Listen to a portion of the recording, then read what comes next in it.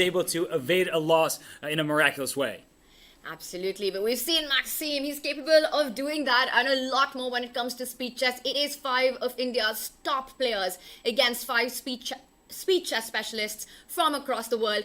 The games have started, and we're going to do a quick opening tour. About speed chess, because this rapid time control with 25 minutes plus a 10-second increment, is it speed chess? Is it rapid chess? You know, it feels very long to some of the players because these days rapid chess often has a 15-minute base time. So it's this territory which gives us great quality games, but also when they're in time trouble, hey, they don't have those minutes to use. This time format can be incredibly deceptive because you have to make sure that you keep up the quality of the game but don't use up too many minutes. Your opponent will often have enough time to convert a position if you just make one simple mistake. So it's really important to strike that balance, and though 25 minutes with a 10-second increment every time you press the clock feels like a lot of time at the start, but those minutes, they just fly by.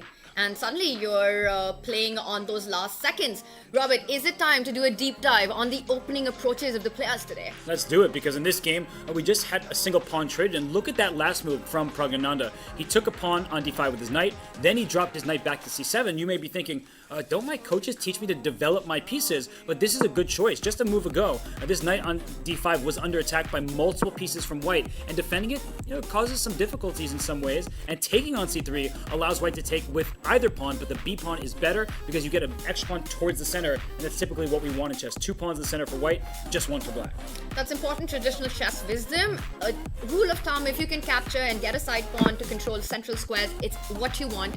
Otherwise, if you capture from a central pawn, you'll end up sort of trading queens and go into an equal endgame. But we don't have any trades there. The players playing for a tensed middle game, keeping the pieces on the board, and Pragg decides to fall back with the knight before developing the other knight. This one's going to be a fun battle between 2 rivals, and this rivalry we're going to see for many, many years to come. Robert, should we take a look at some of the other games? And I'm also it's on the board. I was also very tempted to slide the queen further down the board on d3, but I like queen g6. It keeps the h5 pawn defended, creates a threat to take on h4 because now the g3 pawn is pinned. That's right, and you saw Pragg glance at his clock before he made his move. He was making sure that he had enough time. He's getting a bit nervous because they only gain 10 seconds per move played, and you see that Nodirbek, he's fully focused on the board, but what's his plan? If he takes on g5, he has to be worried about inviting more black pieces against the white king, and this rook may lift up and head on over to f6 He's eventually. done it. We might be seeing this. So he does grab the pawn on g5. The knight immediately jumps in. Pragg plays it super fast, gaining a tempo on the move. Now white needs to decide a good square. You have to stay connected to this e4 square. You can't allow black's queen to slide in with a check. So maybe queen c6, he offered a queen trade once, maybe he'll do it again, but that black queen will slide back to f5 if in fact the queen goes to c6, and the h3 square could be a problem. So he goes queen to d5. Tanya, what about h4 for black? Okay, I love it. This is wild. Great call there by you. You want to open up the king side here. h4, and once again, even though the eval bar says it's level, everything in control, throw that eval bar out of the window. This is a crazy position. Nodirbek has reacted to h4. He's just gone pawn grabbing. But that... And it's a big blunder. Apparently, that is a huge blunder, and let's see if Pragg can figure out why. He takes on g3 first, and there's a big question of, wait, is there an a4 coming? These bishops are in a row, and that could be a big problem in some of these positions for white. And look at that focus on Pragg. He's leaning forward. He moves around on the seat. He knows that he's super close. There has to be something in the position. He's not only playing against the white king, but the doubled up bishop on the queen side. Does white even have the time to recapture because of the threat that you're pointing at? I don't think so, and perhaps that's what Nodirbek overlooked, that with a pawn f2, he can play bishop c2 with tempo against this queen. But if the pawn takes, you don't have that because rook takes b2 will pin the bishop on c2 to the king on g2. So such a big moment for Pragg, and he turned it around. It wasn't even so much, I don't think, about this last blunder from Nodirbek. I think he was already in trouble when Pragg started playing g5 and playing for an attack. At this level, you don't get those one-move blunders. It's about incremental pressure throughout the game, which makes a player collapse at some point. It is move after move chess. He takes on g3, seeing this amazing geometry of the second rank opening up with a capture on g3, and with that being impossible, I do see Nodirbek has reached out and made a move. Robert, could you... They will become just nothing at all.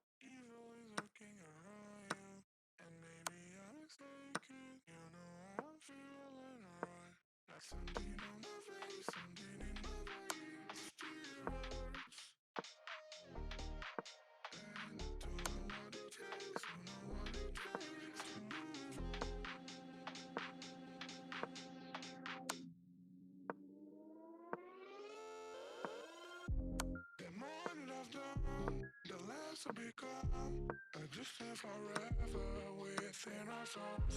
Some do even know, and life will go on, and then we'll become just nothing at all. Just nothing, just nothing, just nothing, just nothing at all. Nothing at all, and then we'll become just nothing at all.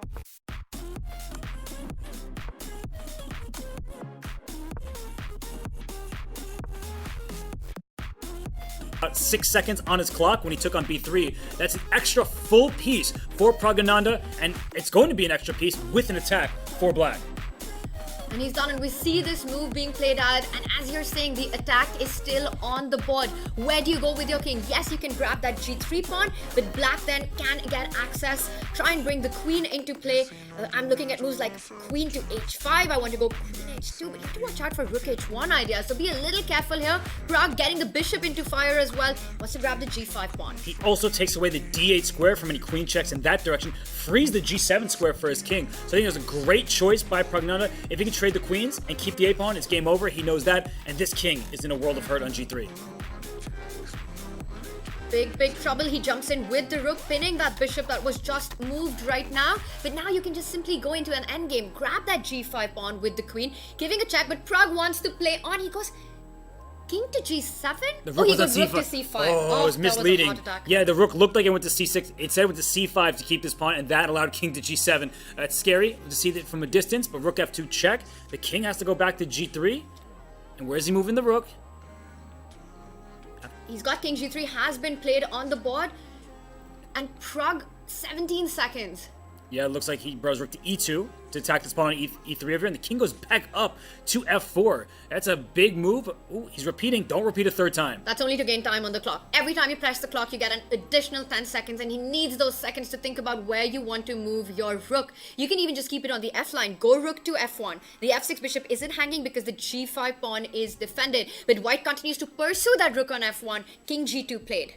It's just annoying. You have to keep moving your rook away, but if he goes to the other side of the board, rook to B1, you keep managing Tana, you're right to point out for the audience, the bishop cannot be captured because the pawn on G5 is pinned, there's a king behind the pawn, and he has brought his rook to this B file. That should allow him to deliver a checkmate in the near future. If you fall on the back rank, you've always got to watch out for a queen sliding on to B1. Nodirbek avoids any back rank checkmates, steps up with the king to G3, but it's not a happy square because this means the G5 pawn remains pinned. And I think for Black, you would love to take on G5, but it's defended for the time being. Play A3, play A2. You have a passed pawn. Maybe make a new queen. I like it. You've got the time to do it. And he listens to you. Pragg says, you know what? A piece is not enough. I want an extra queen. And that's going to distract White's pieces. If you have to take on A2, the G5 pawn will be gathered by Black's forces. And we see a repetition of a similar idea. He stepped up with the king to F4. Pragg first gaining some time, gives a check. The king falls back to G3 to attack that rook. Pragg says, I don't care about the rook. I'm getting that queen in. Have that rook. I will get a new piece, and it'll be worth more than that rook. Give me a new queen. And you see the swig of water. He takes it. That's how you know a chess player is happy. That's never a good sign. When your opponent reaches out for the water, picks it up, takes a sip with just seconds on the clock, you know you're done for. And it does look with Nodirbek slowing down. He does realize it, that now there's no stopping this queen. You can go ahead with your rook on the A line, at least for the moment, preventing A1 from happening. But perhaps this is a good chance for Pragg to slide in with his rook. It's gonna go rook F1, give up that A2 pawn, and then just pick up G5. That looks very... Oh, rook F5. What a choice. He says, please, have my rook. I offered it once, now a second time, and this pawn will queen at the end for Black. It looks like this was the chef's kiss, the finishing touch of the game. Rook to F5, and I'm expecting Nodirbek to resign, throw in the towel right now, because there's really nothing more to play for. But he continues, he does take the rook. And look at Pragg, he wants it all. He's not even giving the bishop. But this might be like the move, because if he had got a queen first, this pawn would have taken the bishop. White would have 3 pawns and a rook for queen to pawn. That would have given some drawing chances, but with these pawns split the way they are and black retaining the f7 pawn, that was the cleanest way to secure a winning advantage. And it just shows even getting a winning position, absolute alertness and precision there by Pragg, making sure that he gives 0 chances to his opponent. It would be so simple to reach out for the queen, give up that bishop, but that would have made Pragg's task a little more complicated. Nodirbek trying to keep both pawns defended, but this separates the king and rook, which can be really dangerous. You can lose the rook with a check. Pragg first bringing in his own king into the game. And this king on g3 is in the wide open. If you step back, you walk into a check, losing your rook on d5. So once again, how many times have we seen king f4 in this game? I don't think we ever really see king f4. And this is going to be a win for Praggnanandhaa if he can just get his king into the right position. And one player who's already won a big update, Maxime Vachier-Lagrave, continues his run as he takes down the leader, Vincent Keimer. With the white pieces, Maxime scored a win, and it looks like Pragg with black is about to do the same. And it looks like Vidit Gujrathi with the white pieces against Gukesh. He might land